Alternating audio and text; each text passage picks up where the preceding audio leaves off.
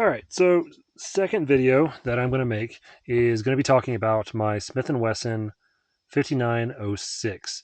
This was a police surplus gun. I think I picked it up for about 280 bucks a couple years ago, and I just wanted to go through it because I actually like this gun a lot. I recently used it in a competition. It's going to take me a little bit to actually get used to it, but let's go over it. So first, what is the 5906? So nothing in it. So the 5906 is actually a third generation model of the Model 59. Now it's the model that's in stainless steel, but what was the Model 59?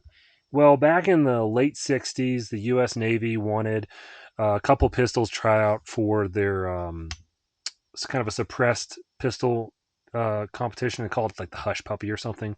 It's really interesting. So they took a Model 39, which was a single stack, 9mm, 8-round, double action, single action pistol, and they made it accept Browning high power magazines, and it did pretty well in the trials, but it never really went anywhere. I don't think it was actually used for that, but the gun was very popular. Smith & Wesson made a ton of Model 39s, and then they made a ton of Model 59s. So the 59 series came out in 1971. It was used by several police agencies. It went out with a bunch of military contracts. It was used by Canadian police, the Japanese Coast Guard, China National Police, the Puerto Rico Police, El Salvador, the Bahamas, which is kind of fun. The trigger on this thing, it's got a long double action. And the single action, it's actually fairly decent. There's a little bit of uptake, and then there you go. So this particular pistol, the 5906, the third gen, released in 1988. Great year. I was actually born that year. It's a double action, single action, 15-round magazines. These magazines are the same for all the 59 series. The original 59 mags were 14 rounds. This magazine, I wonder if we can see this. Hold on. I don't know if you can actually see this, but this is actually a restricted magazine because this was made during the assault weapons ban. Fun fact, restricted export, law enforcement, and government use only. And they're serialized. That's kind of fun. I like the design of these magazines. I like the base plate design a little bit more than the high power and like CZ design. I think it's a little bit more robust. You can get 17-round mags for them. You can get 20-round mags for them. I've got a bunch of just 15-round mags for this gun. It is a 9x19, 4-inch barrel, safety, decocker. It is a standard tilting barrel setup. The pistol comes apart very similar to most other tilting barrel kind of Browning designs. So let's go ahead and take that apart. Take the magazine out. We're going to slide back until those line up. So the little notch in the slide here, just pop it out. So here's the actual slide stop. It's a fairly beefy part. So one thing I did change up with this pistol is I put these nice wooden grips on it. I don't know if it really helps the ergonomics, but it looks cool. Here's the slide. Safety. As you can see, the safety and decocker actually blocks the firing pin. It's ambidextrous. The sights on these things are some steel Novak sights. Pretty nice. Go ahead and take recoil spring. It's a non-captive recoil spring. It's a big steel guide rod for the spring. And let's look at the barrel. So here is your locking lug right here. Locking lug fits up into the barrel right there. That's how it locks into place.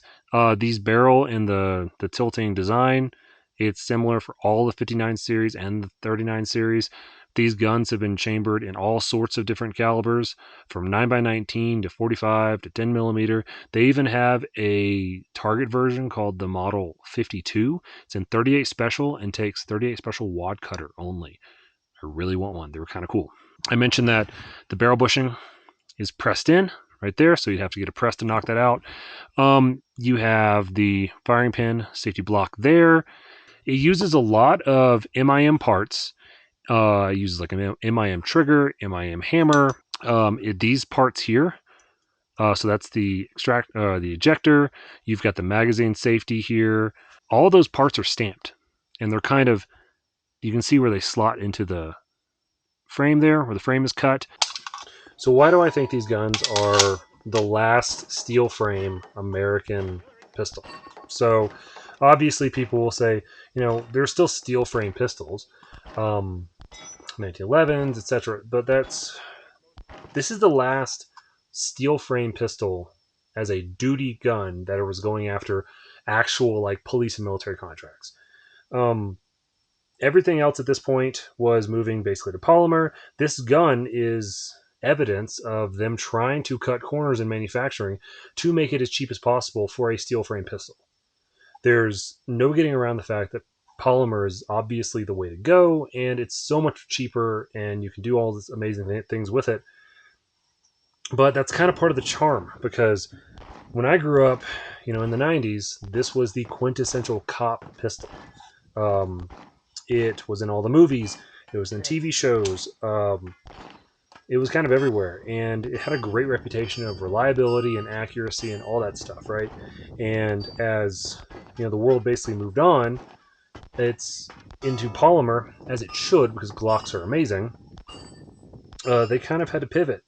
Smith and Wesson did, and they did as much as they could with this pistol to make it competitive in that market, and that's very admirable. All these boutique niche pistols, which that's what they are, they're boutique and niche, and that's cool because it's okay to like those things. These, like, I have a bunch of weird boutique niche pistols. I carry a Glock, and their price kind of reflects what they are. You couldn't make this pistol today, even if you had everything set up to go, for under $1,000. Like, there's no way. This pistol would probably be about 1,200 to maybe 1,500 if you were trying to make it. Um, and that's just how it is. They could not compete with Glock, which is why Smith and Wesson, they came out with all their polymer stuff, like the MMPs and everything, which are like great pistols. This was kind of the last hurrah. This is, in my opinion, the last American steel frame duty pistol. So when one came up for sale, had to have it. So anyway.